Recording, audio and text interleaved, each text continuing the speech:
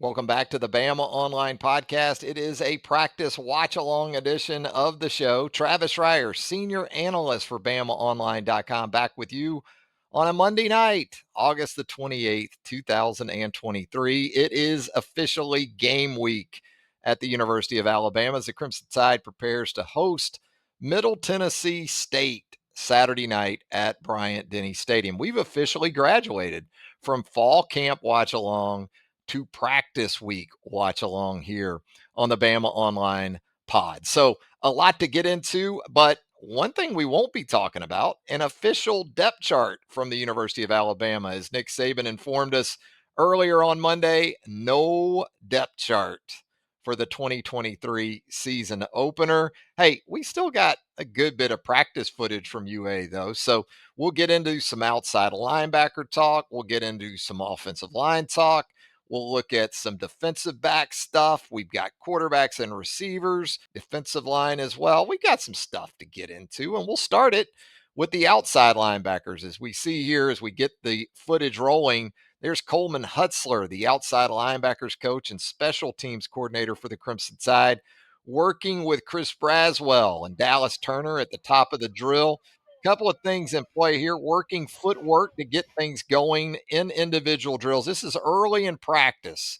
This is just getting going at a typical practice at Alabama, full pad practice, as you might expect on a Monday of game week. But Hutzler getting his guys some footwork going here, keeping those eyes up, and then simulating takeaway opportunities because we've heard it so often from Nick Saban.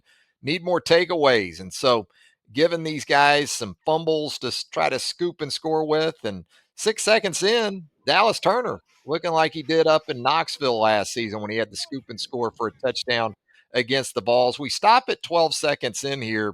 And so, again, no official depth chart from the University of Alabama. But if kind of looking at the order in which players go through these drills strikes you as an indication as to how things might be lining up at certain positions, okay, Braswell, Turner at the top, that's sensible. Q Robinson, we saw in the drill. Now, the next player we see actually go through the drill is Jeremiah Alexander. But as you look there, you see Keanu Coote has gone before Alexander. So a lot of this lines up actually with the order that we saw back in the spring when Dallas Turner and Chris Braswell were out for the 8A game. It was Q Robinson and Keanu Coote who worked with the first team defense in the spring game.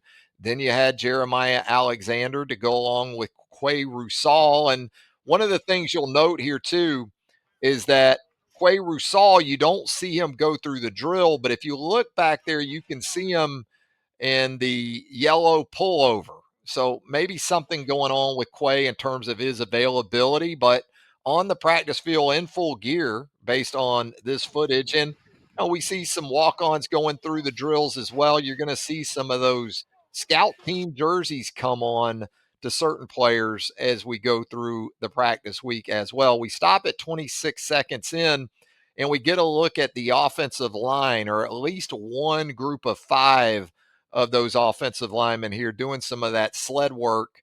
And left to right, what we have here is Elijah Pritchett at left tackle, Terrence Ferguson at left guard, James Brockermeyer at center.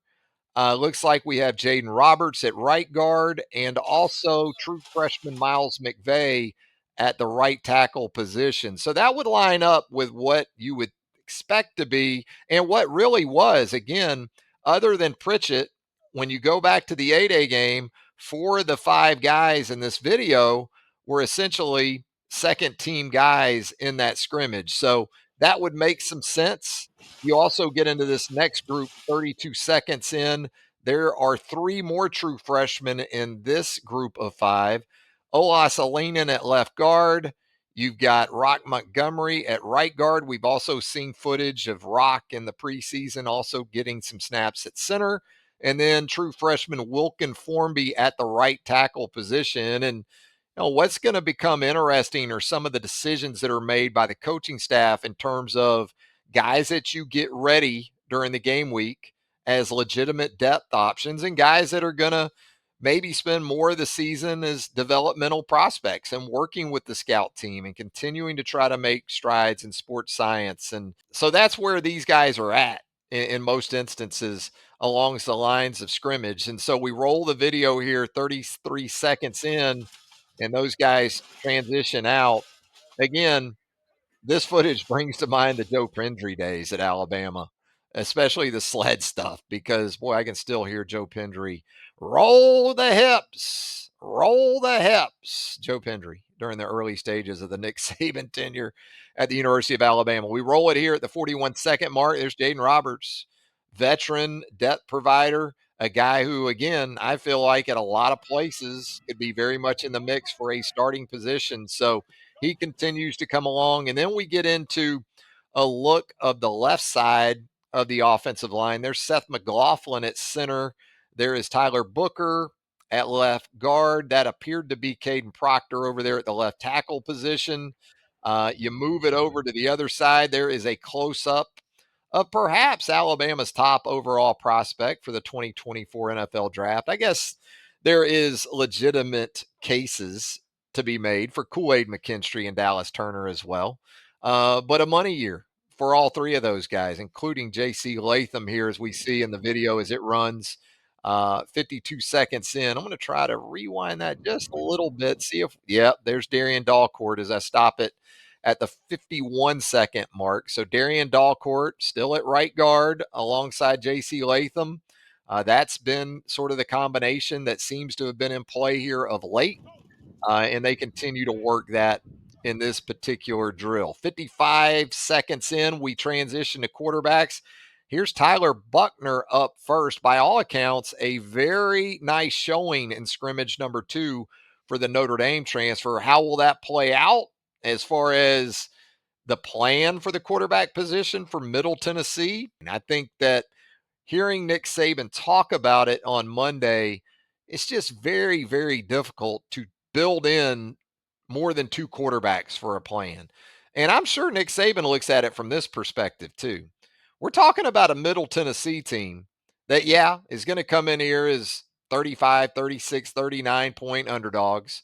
But this is still the same Middle Tennessee program that went down to Miami last season and pantsed the Hurricanes and picked up a check for $1.5 million in the process. So, first and foremost, the goal remains to win the football game and do it in a way in which there's confidence that is inspired from it. That's not to say Tyler Buckner couldn't play in this game and give Alabama what it needs at the quarterback position, but you go back to 2011, you think about A.J. McCarron, Phillip Sims, that particular competition that went into a season opener in Tuscaloosa. And A.J. got the start, played 3 series, and then Phillip Sims came on, played 3 series in the first half. And then Phillip Sims, I believe, actually got the start to open the third quarter. Ultimately, it was A.J. who won the job and took it over going into Penn State the following week. But there's also depth chart things to consider from a scout team perspective. And when you think about the opponent this week in those terms, Middle Tennessee is going to throw the football around a good bit, you would expect. This is a team that likes to spread the field, likes to go with some 4 wide receiver sets, some air raid principles in play. So, you know, it's good to have these young quarterbacks too, like a Dylan Lonergan, like a Eli Holstein, as we see Lonergan here at the 103 mark. Very natural passer, very easy getting the ball out there to Robbie Oots. Next up, we get Jalen Milroe, and Jalen Milroe connecting with Shaz Preston there. Here's Eli Holstein in the middle of the field to Ty Lockwood, fellow classmate there. And here's Ty Simpson repping in. Takes the quick hitch to Jaron Hamilton out there in the left flat. Lonergan again to Jalen Hale. These number changes trying to screw with me, by the way. Now we got Jalen Hale going from 82 to 14. We got Kobe Prentice going from 80 to 6. We got Christian Story going from 11 to 4. Yeah, we get to the game week, and now they're going to try to mess with me with these numbers. But continue to work through the video here. The 135 mark. And I talk about the scout team situation because it should be of a real benefit for Alabama this week. and next week with Texas and Quinn Ewers coming to town. Having some guys that can legitimately stand in there and give you a look from the pocket with the guys that Alabama has from a depth perspective is a good thing. Here's Buckner again. There's Cole Adams as we stop at 2 minutes in. Good to see Cole out there and doing his thing, because Cole, in the first half of his first game as a senior on the prep level, significant shoulder injury that required surgery. He was forced to miss the remainder of his senior season, enrolled early at Alabama. But this is a guy not blessed with maybe the biggest of numbers from a measurables perspective, but he can run. He was a documented sub 11 second 100-meter guy in high school, and he plays with a fearlessness for his size that isn't all that common among wide receivers. We got tandem quarterbacking here still with Dylan Lonergan and Eli Holstein, both looking to make throws. There's Kendrick Law, one of your very favorites on this Alabama football team, the positionless Kendrick Law. You can play him anywhere. You can play him at safety, play him at running back, play him at wide receiver, put him on any of the special teams, and you'll win a lot of games with Kendrick Law. Continue to work through the quarterback drills here. Holstein and Simpson. There is the aforementioned Kobe Prentice in that new number 6, looking pretty clean there. Here is a deeper outcut from Holstein to Shaz Preston. And then you got Ty Simpson doing the same out there to Kobe Prentice.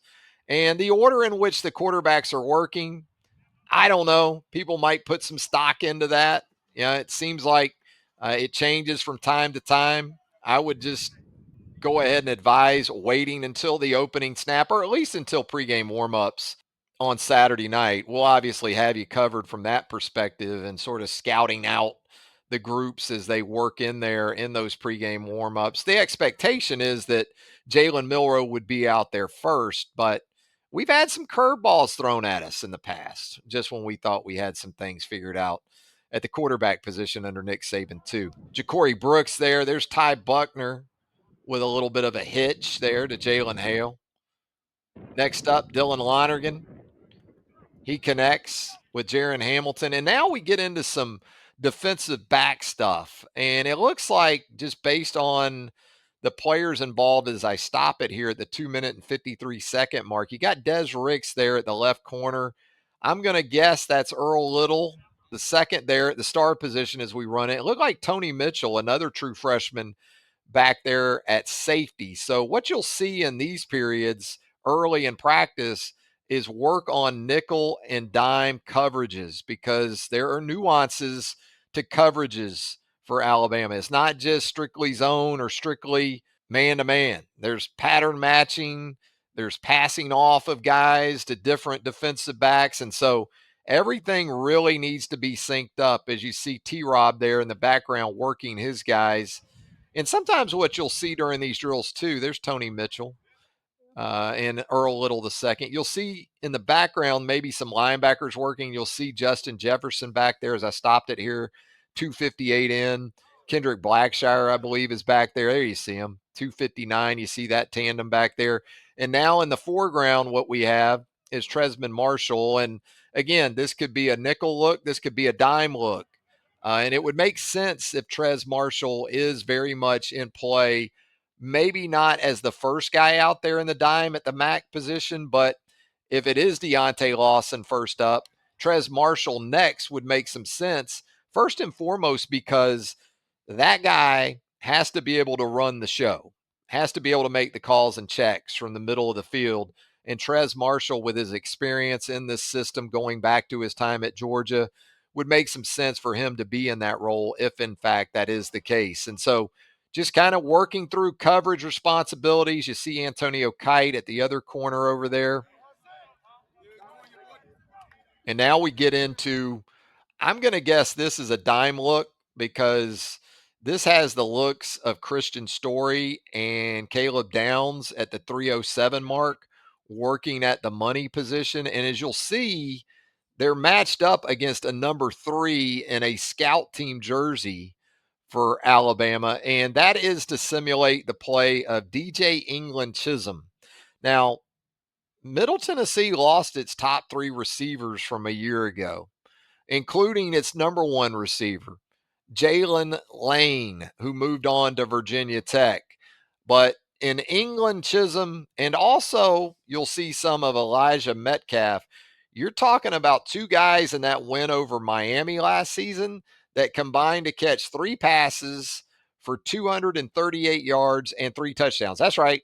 All three of their combined catches for England, Chisholm, and also Metcalf went for touchdowns. And not just red zone touchdowns, not just goal line scores. We're talking about three touchdown catches in that game in excess of 60 yards. And so the quarterback a year ago for Middle Tennessee, Chase Cunningham, he only needed 25 attempts in that game against Miami to pass for 408 yards and three touchdowns. That is certainly a stat line that Alabama will be looking to avoid on Saturday night, but it just goes to point out that with Middle Tennessee, there are capable options at the receiver positions.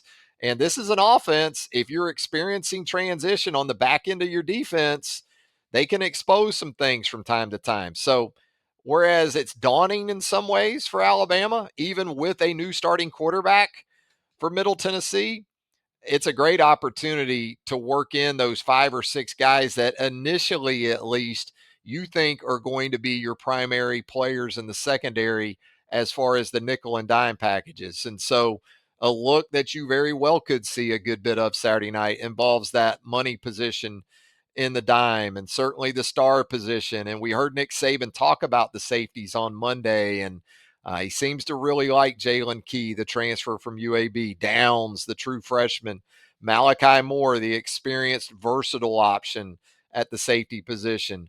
Christian Story, going to have to step up a little bit more, you got to think, after Saban revealed on Monday that Devontae Smith is dealing with a foot injury. So some opportunities for some depth there at the safety position as well. Combine that with corner with Kool-Aid McKinstry, Terrion Arnold, Trey Amos, star position. You add in Earl Little there too. You got 8 options you still feel pretty good about, I would think. But again, this is an offense for Middle Tennessee that will challenge you, and with the potential to play maybe some more zone against this offense, that also means there's the potential for bust. Now, your pass rush can help you too in some ways by speeding up things for this Middle Tennessee passing game, but just some things to keep an eye on as we get you ready for Alabama, Middle Tennessee. Okay, we move it on here at the 308 mark again as we see Story and Downs shadowing each other there in that look. And we're back with the outside linebackers. And that looks like Rusal and that yellow pullover to go along with Jeremiah Alexander. And again, working those hands, getting off blocks, simulating edge setting. You got to be able to do it. It starts from the ground up. Watch these guys shoot. There you go. Get off, get those eyes inside, find the ball. Now we get into some defensive line work with Damon Payne. There's Edric Hill, a true freshman. And now we're going to wrap things up with a couple of defensive linemen that you certainly expect big things from in 2023. That's fifth-year senior, fifth-year player, actually. He's played the previous 4 seasons, so this will be his 5th season as a participant on that Alabama defensive line. Justin Aboigbe, number 92. And here comes Jaheim Otis. Man, look at Jaheim as I stop it here at about 344, 345. Man, this guy looks good going into his sophomore season. It continues to amaze the physical transformation that he's been able to make. It's to the point where of late, listen to this podcast or watched our practice watch-alongs. I'm good with Jaheim Otis playing an in spot and Tim Keenan playing inside, or vice versa. I don't think this is the week for that because, again, I think it's going to be more centered on pass defense and getting your best pass rushers on the field. You're going to probably see a lot of Dallas Turner and Chris Braswell out there together. You're going to see a lot of 5 defensive backs, probably even a good bit of dime as well. But when you think big picture and what's coming down the pike as far as opposing offenses go, not all that difficult to envision Alabama doing everything it possibly can to get its best guys out there on early downs. That's going to do it for the latest practice watch along here on the Bama Online podcast. Now, this thing's going to upload a couple different ways. It's going to go to video on the personal YouTube page. That's at Travis Reier, BOL. It's also going to go up in audio format at the Bama Online podcast. So wherever you consume podcasts, you're going to find the Bama Online podcast. If you'd leave us a rating and a review while you're there, that would help us out tremendously, and we would greatly appreciate it. So come hang out with us at BamaOnLine.com. Our site publisher, Tim Watts, the veteran, Andrew Bone, Joseph Hastings, Clint Lamb. You've got Jimmy Stein. You've got senior team writer, Charlie Potter, and myself. We're going to post up with you right there at the round table, our premium message board at BamaOnline.com. Travis Reier, thanking you once again for joining us. And until next time, so long, everybody.